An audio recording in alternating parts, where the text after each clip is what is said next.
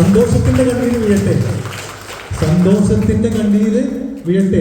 നിങ്ങൾക്ക് ഇവിടെ പ്രൈസ് കിട്ടുമ്പോ, എ ഗ്രേഡ് കിട്ടുമ്പോ ഒരു പക്ഷെ അവരെ കണ്ണ് നിറയും സന്തോഷം കൊണ്ട്. അതിനപ്പുറത്ത് അവരെ നമ്മൾ കരയിപ്പിക്കരുത്. ജീവിതത്തിൽ അവരെ എന്നും സ്നേഹിക്കണം. അവർ നിങ്ങൾക്ക് വേണ്ടിയാണ് ജീവിക്കുന്നത്. ഒറ്റ ഉദാഹരണം ഞാൻ പറയാം. എനിക്കൊരു ജ്യേഷ്ഠൻ ഉണ്ടായിരുന്നു, എൻ്റെ ഏട്ടൻ. 3 മക്കളാണ് എൻ്റെ അമ്മയ്ക്ക്. ആ ഏട്ടനെ എനിക്ക് ഓർമ്മയില്ല, കാരണം എനിക്ക് 1 വയസ്സുള്ളപ്പോൾ ആ ഏട്ടൻ മരിച്ചുപോയി. അതായത് 53 വർഷം മുമ്പ്, എനിക്കിപ്പോൾ 54 വർഷം വയസ്സായി. 53 വർഷം മുമ്പേ എൻ്റെ ഏട്ടൻ മരിച്ചുപോയി. കേട്ടോളൂ. ആ ഏട്ടൻ്റെ മക്കൾ കേൾക്കുന്നുണ്ടോ? മനസ്സിലാവുമല്ലോ അല്ലേ? ആ ഏട്ടൻ്റെ ഒരു ഷർട്ട് ഇപ്പോഴും എൻ്റെ അമ്മ കിടക്കുന്ന ബെഡിൻ്റെ ആ തലയിണാന്ന് പറയുന്നത്, തല വയ്ക്കുന്ന തലയിണയുടെ അടിയിൽ ഒരു ഷർട്ട് ഇപ്പോഴുണ്ട്. 53 വർഷമായിട്ട് എൻ്റെ അമ്മ സൂക്ഷിക്കുന്ന ഒരു ഷർട്ട്. ഈ വിഷു വരുമ്പോൾ, വിഷു വരുമ്പോൾ വിഷു കൈനീട്ടം കൊടുക്കുക എന്നുള്ളൊരിതുണ്ട്. മാസ്റ്റർക്ക് അറിയില്ല. വിഷു എന്ന് പറഞ്ഞ ഒരു ആഘോഷം. അപ്പോൾ രാവിലെ എണീറ്റിട്ട് പ്രായമുള്ള ആൾക്കാർ വിഷു കൈനീട്ടം കൊടുക്കും. ചെറിയ പൈസ എടുത്തിട്ട് അവരുടെ കൈ കൊടുക്കും, കാലത്തിട്ട് വന്നിരിക്കും. മനസ്സിലായല്ലോ? അപ്പോ അമ്മ വിഷു കൈനീട്ടം തരാൻ വേണ്ടിയിട്ട് എണീക്കുമ്പോൾ ആദ്യം വിഷു കൈനീട്ടം തരുന്നത് എനിക്കോ എൻ്റെ ചേച്ചിക്കോ എൻ്റെ മക്കൾക്കോ എൻ്റെ ഭാര്യയ്ക്കോ അല്ല. ആ ബെഡിനടിയിലുള്ള ആ ഷർട്ടിന്റെ പോക്കറ്റിനുള്ളിൽ ഒരു 100 രൂപ നോട്ട് വെച്ചു കൊടുത്തിട്ടാണ് എൻ്റെ അമ്മ 53 വർഷമായിട്ടും ആ ഷർട്ട് സൂക്ഷിക്കുന്നത്. മക്കൾ ഓർക്കുക, നിങ്ങളുടെ അമ്മയ്ക്ക്, നിങ്ങളുടെ ഉമ്മയ്ക്ക് നിങ്ങളോടുള്ള സ്നേഹം അത് അതേപോലെ അച്ഛനും ഉച്ചയ്ക്കുണ്ട്. ഞാൻ നിരാകരിക്കല്ല.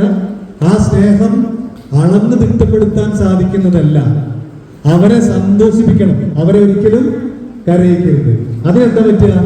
നമ്മള് നല്ല മക്കളായിട്ട് വളരണം. ഓക്കെ, നല്ല മക്കളായിട്ട്, മോശമായ ഒരു വഴികളിലേക്കും പോവാതെ നല്ലതിലേക്ക് മാത്രം നമ്മുടെ മനസ്സ് തിരിച്ചുവിടുക. ഒറ്റ കാര്യം ഞാൻ പറഞ്ഞ് അവസാനിപ്പിക്കാം. ഇവിടെ ഇരിക്കുന്ന മിടുക്കന്മാരോടും മിടുക്കികളോടും, ഇവിടെ ഇരിക്കുന്ന കുറച്ചും കൂടി മുതിർന്ന മിടുക്കികളും മിടുക്കന്മാരുണ്ട്. കേട്ടോ, എനിക്ക് 27 കൊല്ലം സർവീസായി. മനസ്സിലാവോ? 27 കൊല്ലമായി ഞാൻ ഈ യൂണിഫോമിനകത്ത്, പോലീസിലും എക്സൈസിലുമായിട്ട്. ഞാൻ എൻ്റെ ഓഫീസിലേക്ക് കയറി ചെല്ലുമ്പോൾ, റഫു സാറിൻ്റെ വീടിൻ്റെ തൊട്ടപ്പുറത്ത് ഞങ്ങളുടെ ഓഫീസ്, കയറി ചെല്ലുമ്പോൾ അവിടെ ക്യാബിനകത്ത് ഒരാൾ ഇരിക്കുന്നുണ്ട്. എൻ്റെ സർവീസിന്റെ മാത്രം പ്രായമുള്ള ഒരാൾ. കേട്ടോ, 27 വയസ്സുള്ള ഒരാൾ അവിടെ ഇരിക്കുന്നുണ്ട്. ഞാനൊക്കെ കയറി ചെന്നിട്ട് ആദ്യം എന്താ ചെയ്യാറിയോ? ഒരു സല്യൂട്ട് പ്രവർത്തിച്ചു കൊടുക്കുന്നു. ആ സല്യൂട്ട് സ്വീകരിക്കാൻ തക്കവണ്ണമുള്ള, എന്നേക്കാളൊക്കെ ഉയർന്ന ഒരു പദവിയിലാണ് 27ാമത്തെ വയസ്സിൽ നേരിട്ട്, 27 കൊല്ലം കഴിഞ്ഞിട്ട് എനിക്ക് ഒരു നക്ഷത്രമാണ് എൻ്റെ തോളിൽ വന്നത്. അദ്ദേഹം നേരെ 2 നക്ഷത്രം തോളിൽ വെച്ചുകൊണ്ട് അവിടെ ഇരിക്കുകയാണ്. ഞങ്ങൾ കയറി സല്യൂട്ട് ചെയ്തു. അദ്ദേഹം ലഹരി കണ്ടെത്തിയത് ഫുട്ബോളിലായിരുന്നു, അതിനു പുറമെ ആയോധന കലയിലായിരുന്നു, പഠനത്തിലായിരുന്നു, വായന, അറിയോ, റീഡിങ്, വായന. ഈ 3 കാര്യത്തിൽ ലഹരി കണ്ടെത്തിയപ്പോൾ അദ്ദേഹം നേരിട്ട് എക്സൈസ് ഇൻസ്പെക്ടറായിട്ട്, SI ആയിട്ട് നേരിട്ട് വന്നു. ഇനി എവിടെ എത്തുന്നറിയോ? ഒരു സൂപ്രണ്ട് ഓഫ് പോലീസിന്റെ അതിനപ്പുറത്തുള്ള പദവിയിലേക്ക് ഭാവിയിൽ അദ്ദേഹം ഉയരും. മക്കളെ, നമ്മൾ സ്വപ്നം കാണേണ്ടത് അങ്ങനെയുള്ള പദവികളാണ്. മനസ്സിലായോ? അങ്ങനെ സ്വപ്നം കാണുമ്പോൾ നമ്മുടെ വഴിയിലൊക്കെ പലപ്പോഴും പല ചതിക്കുഴികളുണ്ട്. പലരും, മലയാളം അറിയുന്നവര് മനസ്സിലാക്കുക, നമ്മുടെ ഒരു സിനിമയിലുള്ള പോലെ എടാ മോന ഉണ്ടോ, കേട്ടിട്ടുണ്ടോ? എടാ മോന സൂപ്പർ സാധനണ്ടാ, വേണ എണ്ണം പിടിപ്പിച്ചോ, സൂപ്പറാ എന്ന് പറഞ്ഞ് ആരെയും വരുമ്പോ ഞങ്ങളുടെ മലയാളത്തിലെ ലാലേട്ടൻ പറയുന്ന പോലെ നീ പോ മോനെ ദിനേശ, എനിക്കത് വേണ്ട എന്ന് പറയാനുള്ള തൻ്റെ ഇടം വേണം. ആ തരത്തിലേക്ക് നിങ്ങൾ പറയണം. ആയോധന കലകൾ എന്ന് പറയുമ്പോൾ പോസിറ്റീവായ ലഹരിയാണ്. ശരീരത്തിനും മനസ്സിനും ഈ സമൂഹത്തിനും നമ്മുടെ വീട്ടുകാർക്കും നന്മ മാത്രം പ്രദാനം ചെയ്യുന്ന, ഒരു ദോഷവും വരില്ല, അതിനപ്പുറത്ത് ഒരുപാട് ഗുണങ്ങൾ നമുക്ക് തരുന്ന ഒരു ലഹരിയാണ് ആയോധന കല. Shaolin kung fu, Chinese Shaolin kung fu അതിന്റെ ഒരു പ്രധാനപ്പെട്ട ഒരു ഭാഗമാണ്.